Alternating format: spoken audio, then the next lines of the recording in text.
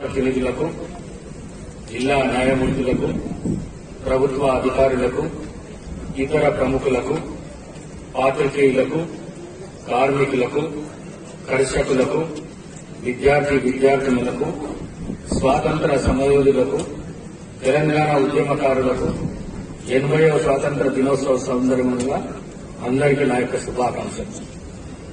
ప్రపంచ చరిత్రలో ఆగస్టు 15వ తేదీ విశిష్టమైన స్థానం ఉంది.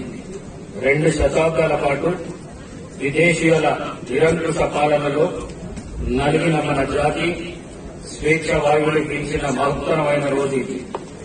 జాతి పిత మహాత్మా గాంధీ, పండిత్ జవహర్లాల్ నెహ్రూ, నేతాజీ సుభాష్ చంద్రబోసు, అమరవీరుడు భగత్ సింగ్, ఉక్కు మనిషి సర్దార్ వల్లభాయ్ పటేల్, ఇతర మహానుభావుల నాయకత్వంలో ఎందరో స్వాతంత్ర సమరయోధుల త్యాగాల ఫలితం దేశానికి స్వాతంత్ర్యం లభించింది.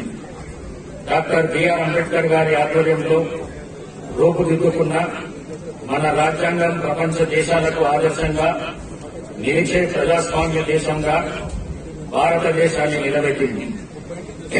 మన ఆకాంక్షలకు అనుగుణంగా సమస్యలను పరిష్కరించుకునే ప్రజాస్వామ్య భారతదేశాన్ని మనం నిర్మించుకున్నాం. ఈ సందర్భంగా దేశ స్వాతంత్ర్యం, ప్రజల స్వేచ్ఛ కోసం పోరాడిన త్యాగం చేసిన మహనీయులందరికీ హృదయపూర్వక వందనాలు.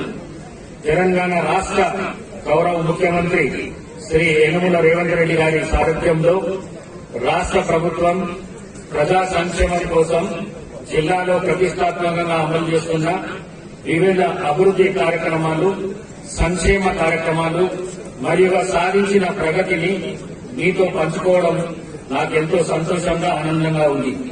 ప్రజాపాలన రాష్ట్రంలో మార్చి 6 నుండి జూన్ 12 వరకు ప్రజాపాలన ప్రగతి ప్రణాళిక కార్యక్రమం ద్వారా వివిధ శాఖల ద్వారా 99 రోజుల పాటు ప్రభుత్వం అమలు చేస్తున్న మరియు చేయబడుతున్న వివిధ కార్యక్రమాలను చర్చించడం జరిగింది. తదుపరి పథకాల ప్రగతిపై గ్రామ పంచాయతీ, మండల శాసనసభ, నియోజకవర్గం, జిల్లా స్థాయిలో చర్యలు చేపడుతున్నారు.